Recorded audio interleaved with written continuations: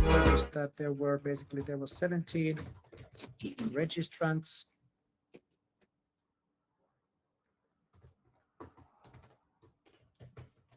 So let's give them a few minutes.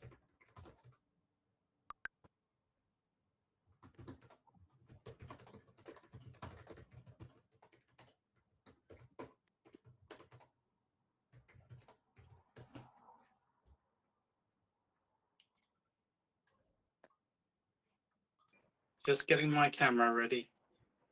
I want to make sure that I'm captured from a good side. Perfect.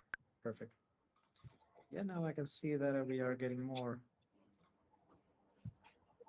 people calling, but coming in. Hello, Liz. Hi. Yeah, we are just giving people 1 more minute before we get started, since I think that using chime is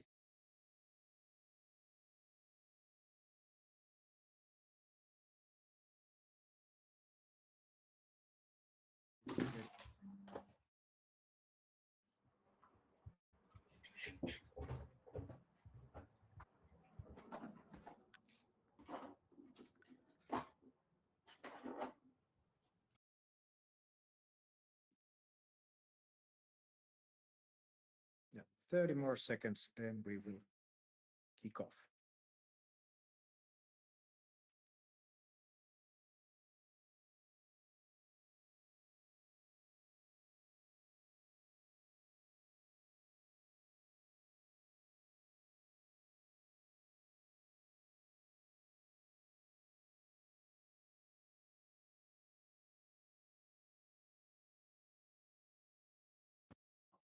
All right, now let's get started. So first of all, thank you all for joining today's joint webinar.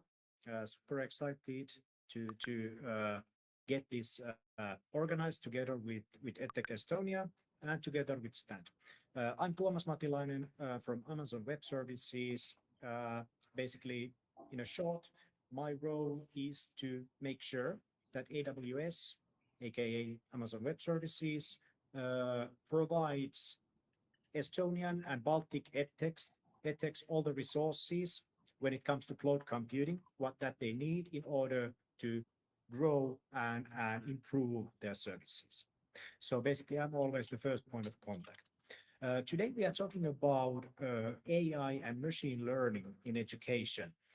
We have Dan Nygren from AWS, who is basically the Nordic lead for education, going through the fundamentals of AI and machine learning in education. In addition, we have a great guest speaker, well, not guest speaker, but one of our customers, Johanna Hemminki from Elias Robot, who will give you an intro about how Elias Robot has basically built some of the core features of the great product on top of AWS's AI and ML services.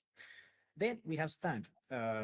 Stand here as a tool to be used as well to make the webinar even more interactive. So maybe Kalvis, 1 minute, if you could go through, or 2 minutes about the fundamentals of Stand and how to use it during this webinar. Yeah, so hi everyone, and happy to see people here, and even in the late June, right after midsummer. But with Stand, we are improving the way how information can be exchanged in these kind of sessions. So we're an Ask Me Anything type of app where attendees can ask any kind of questions, personal questions to the hosts, and then receive individual answers. So how it works in this case is that even leading up to today, everyone were able to ask individual questions right away about the topic to the hosts. Awesome hosts we have today in Dan and Johanna, and then they can do it throughout this session as well. And then at the end, Dan and Johanna will go in and just provide answers. Another thing is that there is also a live stream that we added to Stand. So even after today, anyone will be able to go in, see this session, and see the questions that were asked and answered as well. So yeah, in short, we're Ask Me Anything type of app where you can create Ask Me Anything kind of sessions. But as today proves, we're quite flexible in the way in the events that we can participate in. Perfect. Thank you, Kalvis. And now we are ready to get started. So please, Dan, the stage is yours. Thank you so much, and good afternoon, everyone. Thomas, can you just verify that you can see my screen showing properly? Yeah, I not properly. I can see. I cannot see the presentation mode. I can see the good old modify That's mode. fine. Okay. So I'm gonna just use edit mode. If there is something that we want to add or change on the way, I want to be agile enough to do it. But just as Thomas shared, I am something called an education lead for the Nordics and Baltics at AWS. I've been with AWS for the past 5 years now, and prior to that, I've been serving the education industry for 15 years. Today we are going to double click on artificial intelligence, machine learning, generative AI, and all of that good stuff. I don't expect everybody to know any depth of AWS in this session, but I'm going to do a very brief intro to what AWS is, what we're about. We are going to talk about AI and machine learning, a little bit of history around it, why we believe that we are in a position to candidly and comfortably speak about it. Then we are going to transition into generative AI, kind of a subtopic to the whole AI machine learning piece, and talk about how to get started, what can you do, and how can we support. I hope that this hits the expectations of most people in the audience.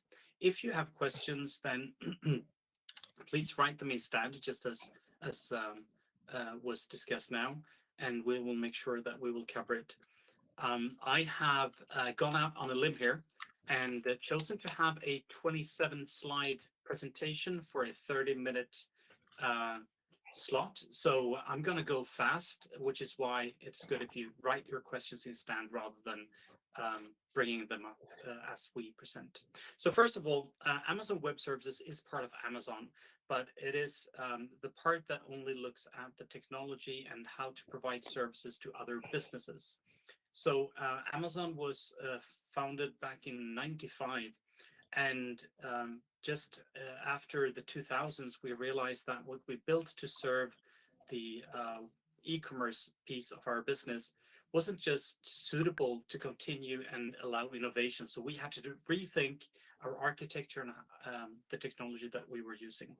And as part of that, we realized when we started to break everything into microservices and virtualization, was that there was a general need in the market, specifically from startups, to get their hands on technology that had large-scale capacity available, but only pay for what they needed at the time. And that was really the start of Amazon Web Services. Now, today, going from just those quite simple virtual machines and storage capabilities, we moved in to do anything from machine learning AI to satellite data transmission to quantum computing and all of that stuff. And we have over 200 different services today to cover the needs of our customers. Now, we will talk in depth about AI and machine learning. Well, perhaps not in depth, but that's where we are going to spend our time today. And there's good reason for it. And there's good reason why so many of you have joined today. This is an area that is growing fast. It is an area that some businesses have even started their business on and is the engine to disrupt complete markets. The spend on AI and machine learning is basically going through the roof, where we are looking at expectations of 300 billion spend on AI according to IDC, and basically all of these different analyst houses foresees this continuous increase of an exponential rate. And the reason why is that there's been so much advancement in the past few years in AI and machine learning, in the ability to put more and more of the tasks of that previously required human interaction into the interaction of a machine that can be done faster and to a very similar result. And some of the typical use cases that we see and have seen is anything from contact center intelligence, chatbots, forecasting, churn prediction, content moderation, and moving into generative AI. Those types of use cases even expands further. Now, what is it? So when we look at AI and machine learning, we do it from in a couple of different tiers.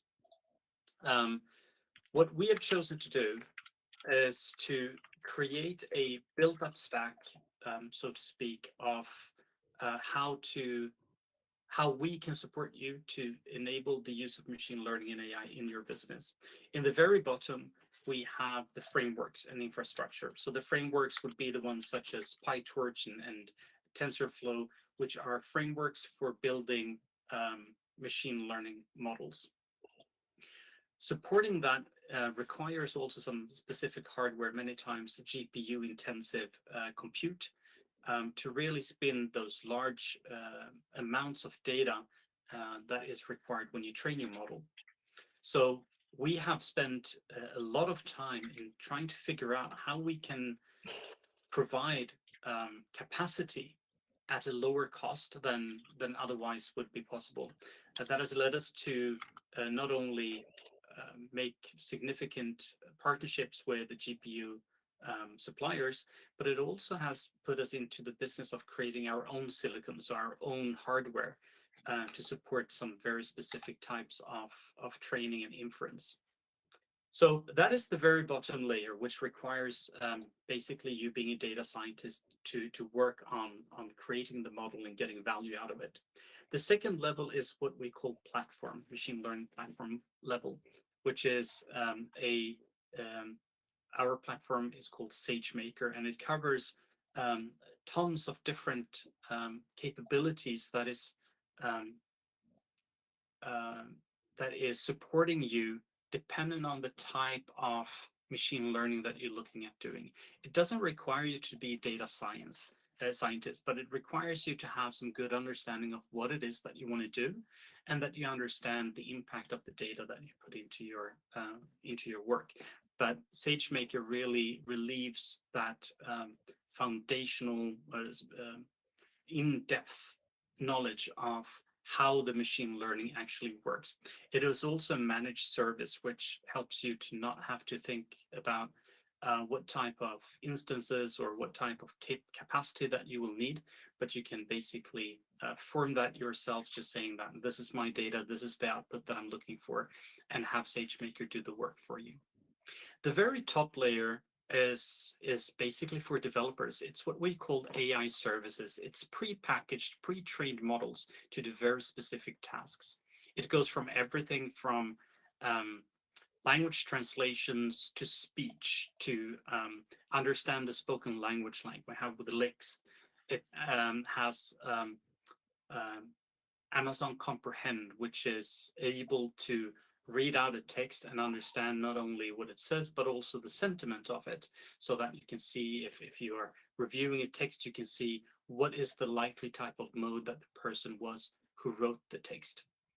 So doing those kinds of things, as well as forecasting, predictions, and all of that. The only thing that is required to make value or make use of those types of services is that you have some solid understanding of REST APIs, because that is the interface that you interact with. This allows basically any single developer that you have to get going and start learning and using it. We are seeing a number of our AI services being used by our educational technology companies today. One of those would be recognition, which is image and video recognition, being able to identify one of our EdTechs is a examination assessment um, provider, and they allow the user to have a photo taken of their face before they start an exam. They check that photo with the photo that is recorded centrally on the student, and just verify it's the same one. And then at a random pace during the exam, the camera needs to be able to take more photos to make sure that nobody is switching places or things like that. However, the images themselves aren't stored. It's just the probability of the match that is being stored. So if someone sees that there is an abnormality, they can reach out to the student and basically have them turn on their cam so that they can live verify it's the same person that sits behind the computer. It makes it less intrusive. There's also some innovative ways of using other AI services in the same field, digital examination, around, let me see, transcribe. So it's a service that picks up what is the audio, the noise happening around you, to see if there's someone who actually is speaking or providing input to anyone who's taking an exam, and based on that, be able to intervene and interact to make sure that there's no funny business going on.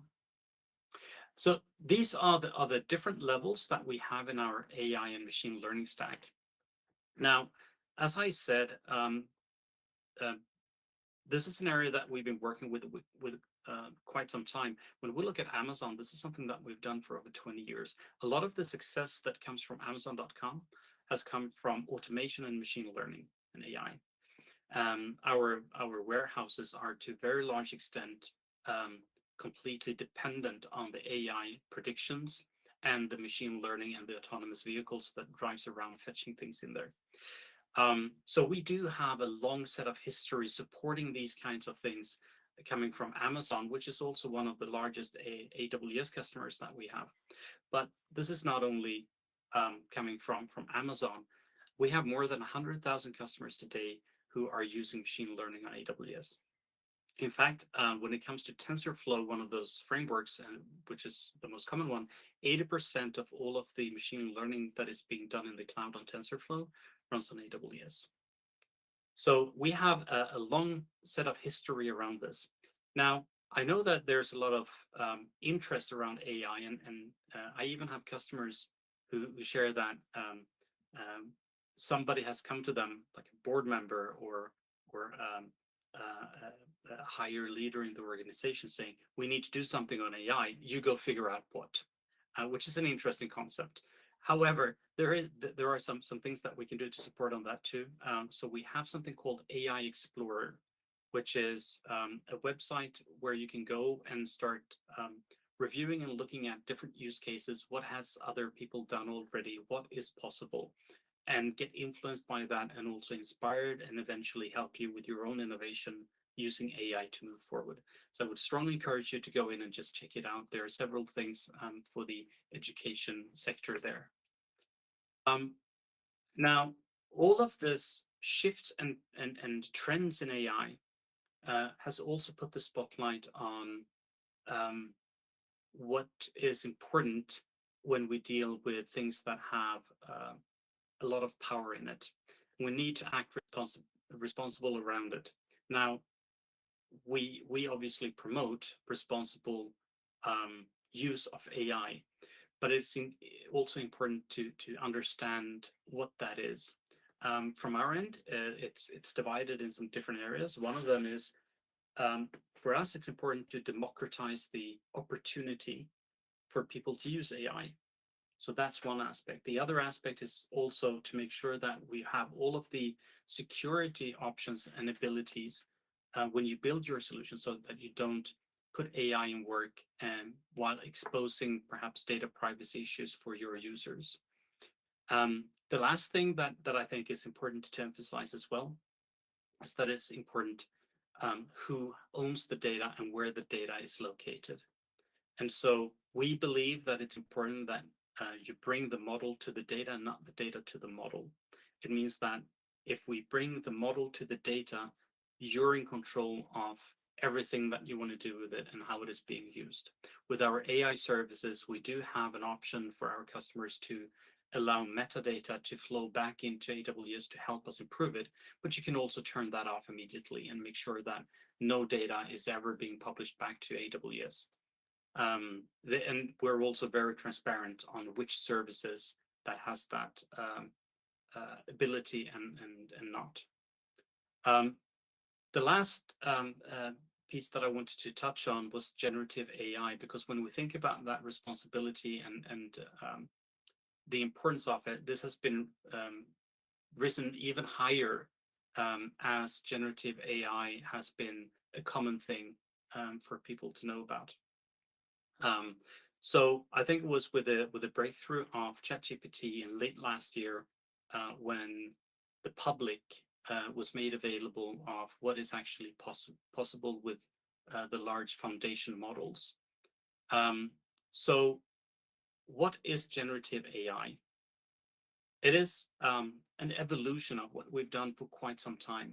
We've been using deep machine learning models for some time, but over the past couple of years, there's been a development in terms of capacity that has allowed us compute capacity, and the how these models are being advanced forward, allowing us to train models with much larger data sets than we did before. And that has basically allowed us to get the generative AI and foundation models that we have today. Now, what generative AI is, or the foundation models, it's that vast amount of data that is completely unstructured that we're able to push in to get a model that understands a highly diverse set of information. It allows us to make them more flexible in what type of tasks that they can deal with.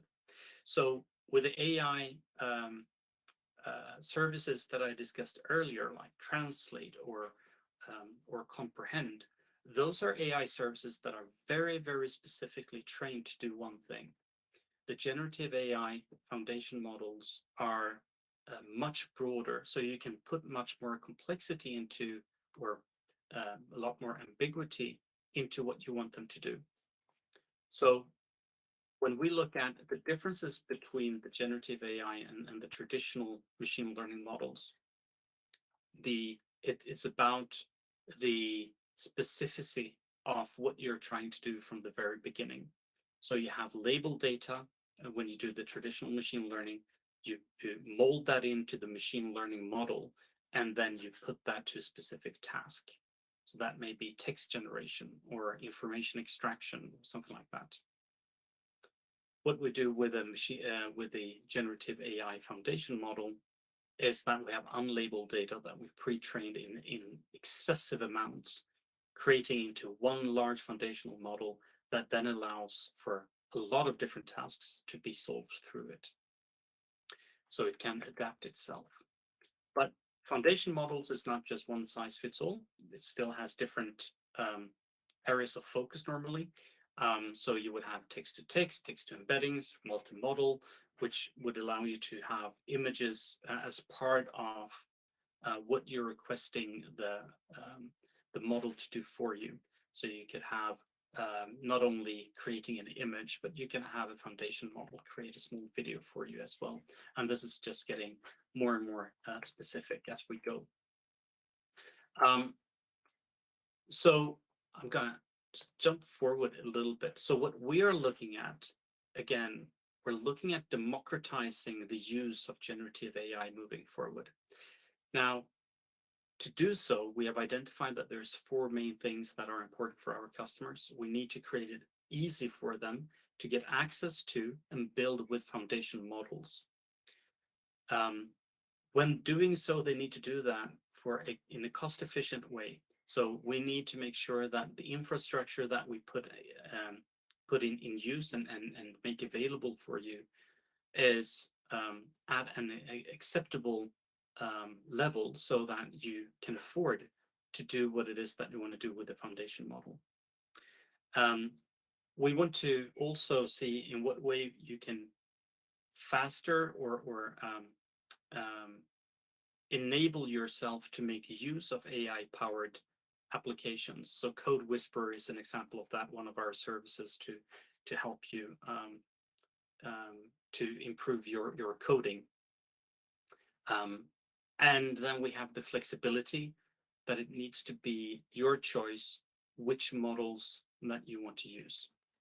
Now, looking through these different things, one of the things that we did was in April, we launched something called Amazon Bedrock.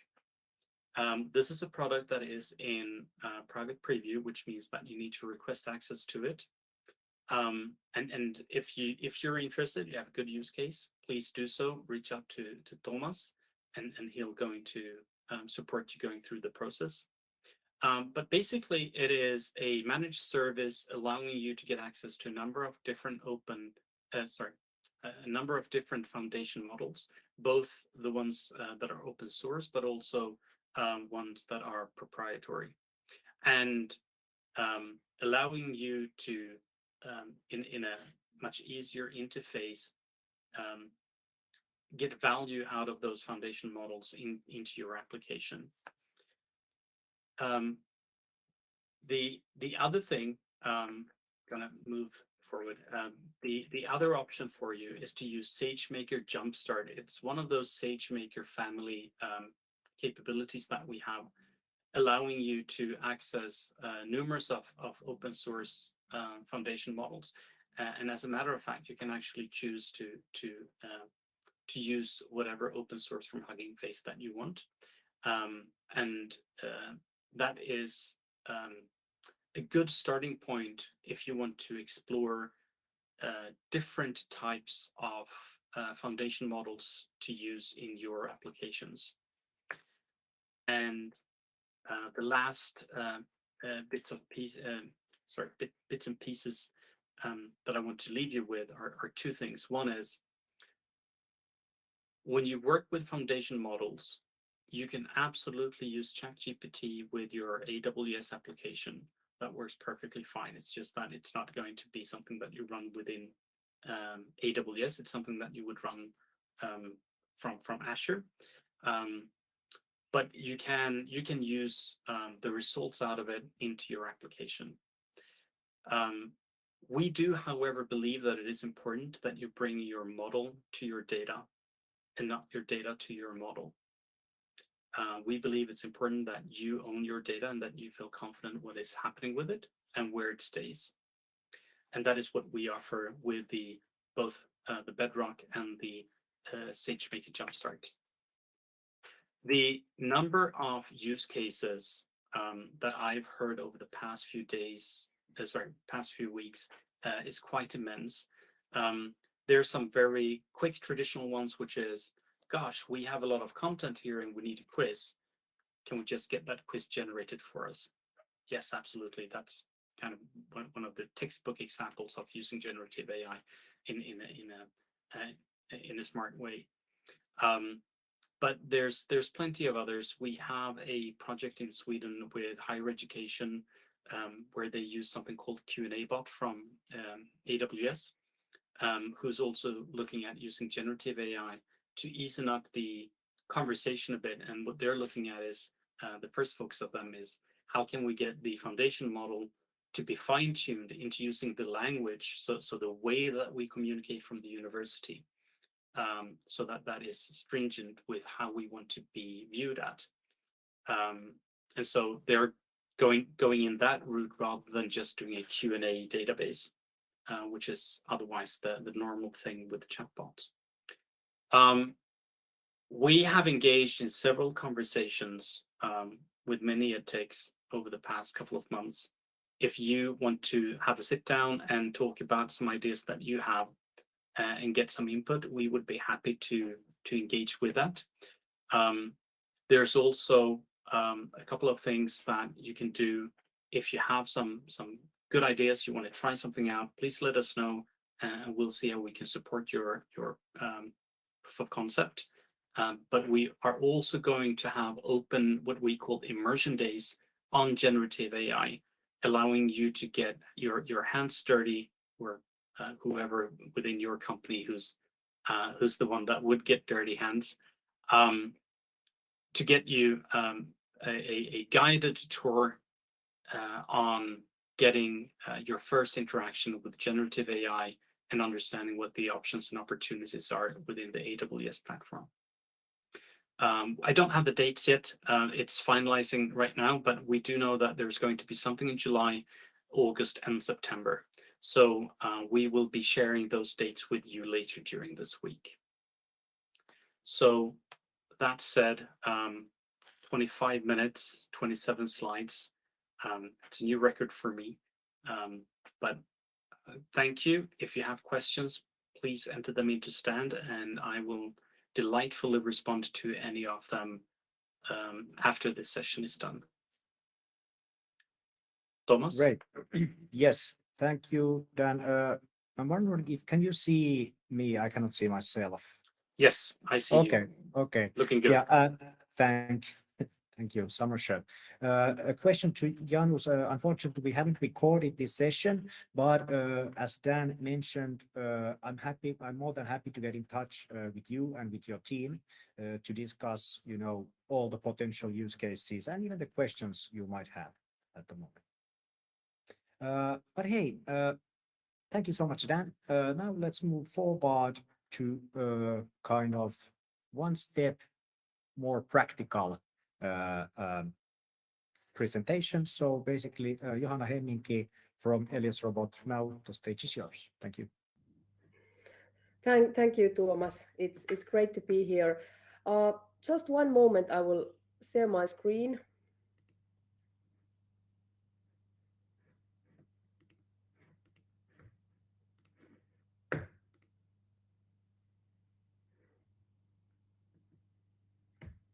I think you can see it now. Not yet. It's still Okay. loading. It might take a few seconds. Okay. But something is definitely happening. That's good. Okay, but I can start anyway. So hello everyone, my name is Johanna Hemminki. I'm CEO and founder of Elias Robot. I'm going to tell you about Elias Robot, which is an innovative and award-winning software for AI-powered language learning. And I'm also going to tell you how we are using Amazon Web Services to provide interactive and engaging learning experience. Yeah. Unfortunately, it's still loading, but Okay. yeah. But maybe if you have some general info about what company which you can do without slides, so I'll let you know when we can see the presentation. Thanks. My own background is a teacher. I have been working over 15 years as a Finnish teacher here in Finland. And when I was working as a teacher, I was thinking that there must be a better way for children to learn languages by using AI-enabled technology. And that's why I founded Elias Robot. During pandemics, Elias was selected as best-in-class remote schooling solution by European Schoolnet, which is the network of European Ministries of Education. Also, we have won European Culture Award for the impactful work in education. The company is founded. Now we can see the slides. Great, perfect. The company is founded in 2018, and now we have paid users in 13 countries. And here, this is the picture of one of our actual classrooms, and this is teacher Nina Pirttinokka. Nina is English and French teacher in a Finnish primary school. When we met first time, Nina was struggling with the lack of time and resources to offer individual support to her students. Also, she found it very time-consuming to teach English and French speaking skills in communicative way. But then she started to use Elias, and now with the help of Elias, Nina can provide individual support to all her 120 students at the same time. This is how Elias Robot works. We enable children to use their tablets or smartphones to learn languages in a fun and engaging way. Also, we kind of increase the reach of teachers to offer individualized learning. This is something that teachers can't otherwise do in a classroom environment. But what is even more exciting, we realized that students love robots. So in addition to the online app, our software is also available for humanoid robots, like this Now 6 robot here. We are giving teachers superpowers by increasing teacher reach, giving them a possibility to offer more individual support, empowering teachers by offering tools to create their own AI-powered lesson content, and allowing them to follow their students' progress and make pedagogical decisions based on learning data. And we engage children by making language learning fun. And every lesson in Elias is based on some real-life communication situation. So students are learning language in interaction, not just by studying grammar or vocabulary. And what is most important with Elias robot, students don't have to be afraid of making mistakes. And if you don't have the stress about mistakes, learning results are better. Also, it has been important for us that Elias could make learning more accessible, also for those students who can't yet read or write or who have some special needs.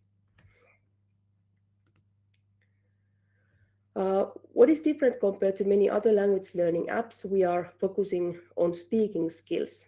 We allow teachers to create speaking exercises themselves with or without the help of AI. We have ready-made a lesson in our lesson library. Teachers can select from them, or they can build their own lessons by using various ready-made exercise types, or they can let the AI do the job for them. We have integrated kind of chat GPT in our platform to help with that. So teacher can just give a topic and skill level, and AI generates the lesson. There is a vocabulary related to specific topic, and then there is a short dialogue exercise.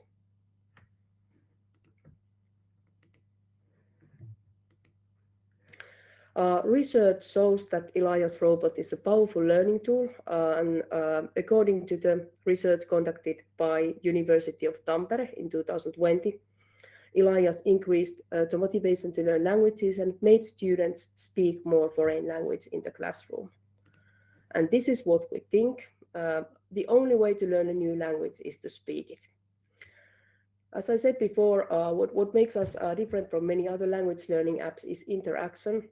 Students are practicing speaking skills by speaking with the real robot or virtual robot character. We are using more voice than text in our application. And from the technical perspective, we are using technology called text-to-speech, TTS, or speech synthesis to make Elias speak in different languages. Also, we are using speech recognition, speech-to-text, to convert student speech to text that we are, or Elias is analyzing. And finally, we are using dialogue system or conversational AI to understand what student says and also, and also to produce meaningful response. Because our dialogue system consists of rule-based system. There are two different systems: rule-based system that teachers can use when they build their own lessons, and corpus-based system that they can use when they create the lessons with the help of AI. We are using two services from AWS to provide engaging and accessible user experience: Polly, Amazon Polly for text-to-speech, and Transcribe for speech recognition. And first, let's talk about Amazon Polly. Polly uses deep learning technologies to synthesize natural-sounding human speech in a variety of languages, including Arabic, Catalan, Chinese, Danish, Dutch, English, and more. And it's possible to choose from female, male, and child voices, and also adjust the speaking style, speech rates, pitch, and loudness.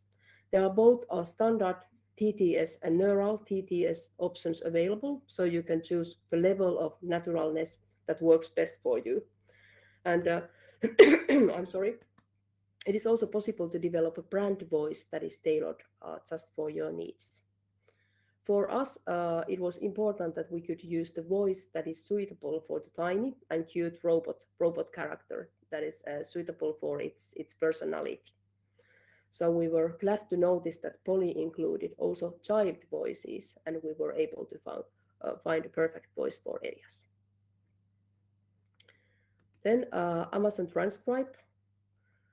Transcribe is an automatic speech recognition service that is using machine learning models to convert audio to text. And Transcribe offers the ability to transcribe audio in variety of languages, including Afrikaans, Arabic, Chinese, Dutch, and so on. The service is very powerful. It makes easy to understand and interact with speech. Transcribe has support for both real-time transcription that we are using and also for media files. Why we are using Polly and Transcribe in our language learning app? First thing is scalability. Because these services are cloud services, they allow you to scale your app as you grow. So we don't have to worry so much about the underlying infrastructure. And then there is reliability. AWS has a global network of data centers, and availability for most services is very good. And it's important that we can trust that our app is always up and running. And of course, cost effectiveness. These services are quite cost effective because they allow us to pay only for what we use. And this helps to keep our expenses low. Of course, it's important to understand the price structure of the services you are using, but there is good support available for that. Easy integration. Integrating these services is quite easy, and by using ready-to-use services, we save time and we can focus on our core features. And security. AWS has advanced security features to protect the data, and that's a very important thing for us, especially when our users are kids. Also, there are, as I told before, there is a wide range of languages and different voices available.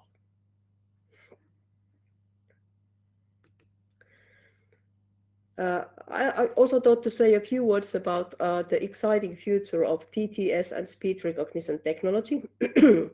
As you have noticed from the discussion of ChatGPT and other conversational AIs, the development in this area is super fast. These advancements in TTS and speech recognition are also driving the future of EdTech. It gives, I think it gives a lot of new opportunities for us, EdTech startups and innovators. The first big thing is that speech recognition technology is becoming more accurate all the time, and this makes speech recognition systems more useful and efficient. Also, personalization is becoming more important in TTS, in speech synthesis. For example, nowadays it's possible to create voices that sounds like a specific individual, including your own voice. Third, as more languages are added, the technology will become more accessible to wider range of users. We are still missing the speech recognition for Finnish language, but there is text-to-speech. So, there is a lot of languages available already. And something that we are already doing with Elias robot, TTS and speech recognition services can be integrated with large language models like ChatGPT or similar, and that enables the interaction through natural speech. What we have done last spring was that we developed AI-based language assessment tool, and you just speak with Elias, and it gives you evaluation result. What is your language skill level based on common European language level criteria? So you just speak with the robot, and then you know what is your language level, and I think that's quite cool. I think not only for language learning apps, but for EdTech solutions in general, this enables more immersive and enjoyable learning experiences than before. My presentation is very short now, shorter, 15 minutes. So I think there is also time for questions. Yeah. Yeah, basically, when I look at stand, yeah, well, they are basically in stand. There are Yeah. there are a few questions. Maybe since we have some time, maybe in addition to answering these questions in stand, if you, Johanna, have time at some point, that would be much appreciated. But basically, one question I could actually ask here. So yeah, well, this is actually about Elias. Do you use AWS AI for your apps or robots? Yeah, I think that the answer is yes. And as Johanna, you already went through even the services, actual services you are using. Maybe another question from Janus. Is that I don't know if you have tried other cloud platforms, but basically what Janus asked is that how is the response time for text to speech if you compare to others like Google Cloud Platform? I don't know if you have tested these, but basically if we think about the response time in general, what are your experiences of that? The response time is it's quick. I think there is not a significant difference between those, and it's something that we haven't even thought about because it's not a problem. Yeah, we have used Google services before, but I think there is not big difference between those. Okay. I guess that in addition to that, I couldn't see any questions in stand nor in chat, but are there any questions or maybe comments from the audience? Since we still have 12 minutes, we don't necessarily need to spend the whole time, but now it's a great possibility to ask questions and to get the first-hand answers from Johanna, who is already very familiar with the AWS's AI and ML services.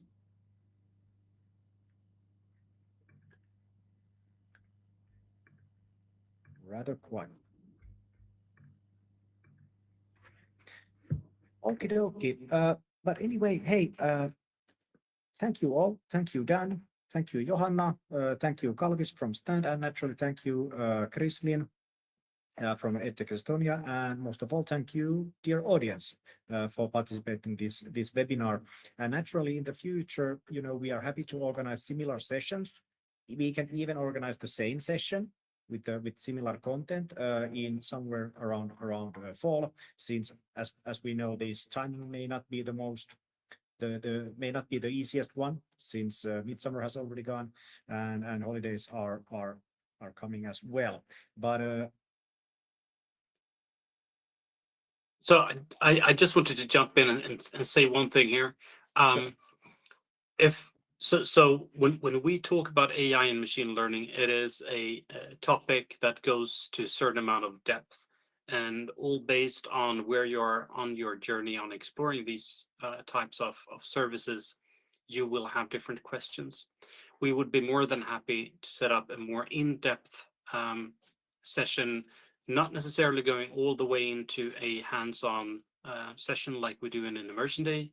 But if you would like to dive deeper and look at some specific use cases, some specific areas that you want to explore further, then we would be happy to set that up. And Sten, would love to come in for a face-to-face session in Estonia with you guys as well.